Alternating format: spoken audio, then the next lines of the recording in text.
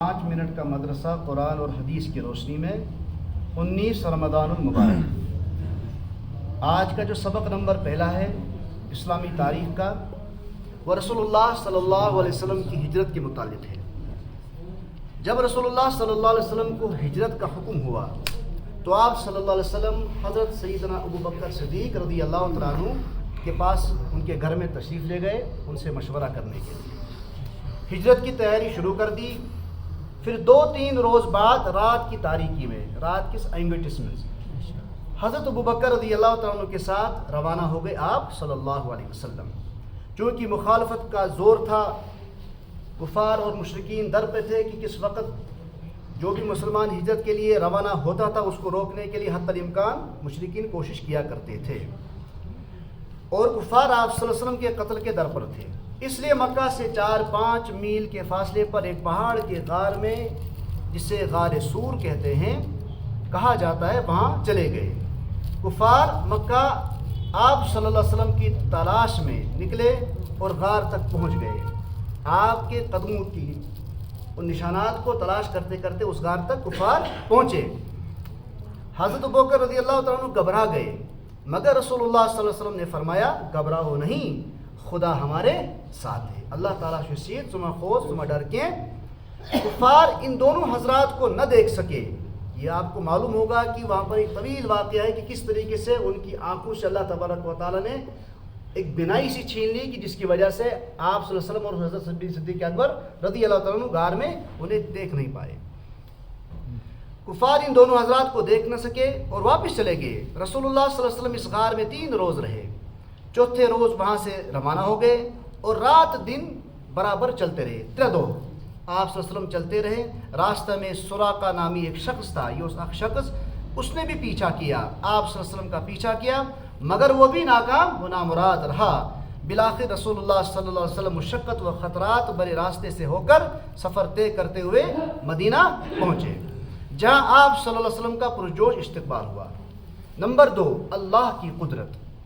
زمین میں سارے خزانے اللہ نے رکھے ہیں۔ اللہ تبارک و تعالیٰ نے زمین کے اندر مختلف قسم کے تیل کے خزانے رکھے ہیں، جن میں پیٹرول، ڈیزل اور مٹی کا تیل انسانی ترقی کے لیے بہت ہی اہم اور ضروری ہے۔ آج تیل کی جتنی اہمیت ضرورت ہے اتنی پہلے کبھی نہ تھی۔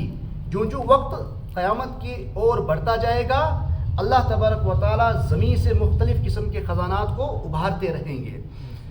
اتنی پہلے کبھی نہ تھی۔ انسان دن رات مسلسل تیل نکالتا ہی جا رہا ہے، لیکن تیل کے ذخائر کے ختم ہونے کا اندیشہ ہی نہیں، نہ اس تیل کے ذریعے سے جتنی چیزیں وجود میں آ رہی ہیں، دن بدن نئی چیزیں وجود میں آ رہی ہیں، ختم ہونے کا نام ہی نہیں لے رہی ہیں۔ ذرا غور کیجئے کہ زمین کے اندر تیل کے ذخیرے کس نے رکھے؟ یہ سارے کے سارے ذخیرے کس نے رکھے؟ اللہ نے رکھے۔ یقیناً یہ اللہ کے اس خزانے سے ہیں جس کے بارے میں اللہ تبارک و تعالیٰ نے قرآن میں فرمایا ہے، اور ہمارے پاس ہر چیز کے خزانے ہیں اور ہم اسے ایک متعین اندازے سے اتارتے ہیں، یعنی کہ وقتاً فوقتاً ہم اس چیز کو نمودار کرتے رہتے ہیں۔ سورہ ہجر۔ نمبر 3، ایک فرض کے بارے میں، والدین کے ساتھ اچھا برتاؤ کرنا۔ قرآن میں اللہ تبارک و تعالیٰ فرماتے ہیں والدین کے ساتھ اچھا سلوک کرو، اچھا سلوک کرو۔ والدین کی کتنی مشقت و محنت سے بچوں کی پرورش کرتے ہیں، اس لیے والدین کے ساتھ اچھائی کا معاملہ کرنا اور ان کی ضروریات کو اپنی طاقت اور حیثیت کے مطابق پورا کرنا ضروری ہے، فرض ہے۔ نمبر 4، ایک سنت کے بارے میں۔ ظہر سے پہلے کی 4 رکعت سنت موقدہ ہیں۔ ظہر نماز پڑھن چھس پیشن تم گوڑن 4 رکعت تم چھ سنت موقدہ۔ حضرت عائشہ رضی اللہ تعالیٰ عنہ بیان فرماتی ہیں کہ سرور کائنات صلی اللہ علیہ وسلم ظہر سے پہلے 4 رکعت اور فجر سے پہلے کی 2 رکعت کبھی نہیں چھوڑتے تھے، تاکیداً ان دونوں کو، ظہر والی سنتوں کو پہلے اور صبح فجر سے پہلے 2 سنتیں تاکیداً پڑھا کرتے تھے۔ نمبر 5، ایک اہم عمل کی فضیلت، قرآن کے حکم پر عمل کرنے کا انعام۔ قرآن پر پکنس پر عملوں کے انعام کیا چھو؟ رسول اللہ صلی اللہ علیہ وسلم فرما رہے ہیں جو شخص قرآن پڑھے، سیکھے اور اس پر عمل کرے، اس پڑھ دیے ہیشتی پت کرے پر عمل دیے، تو اس کو قیامت کے دن نور سے بنا ہوا تاج پہنایا جائے گا، جس کی روشنی سورج کی روشنی کی طرح ہوگی۔ یعنی کہ بعض میں آتا ہے کہ سورج کی روشنی بھی ڈھک جائے گی۔ اس کے والدین کو ایسے دو جوڑے پہنائے جائیں گے کہ تمام دنیا کا مقابلہ نہیں کر سکتی۔ وہ عرض کریں گے یہ جوڑے ہمیں کس وجہ سے پہنائے جا رہے ہیں؟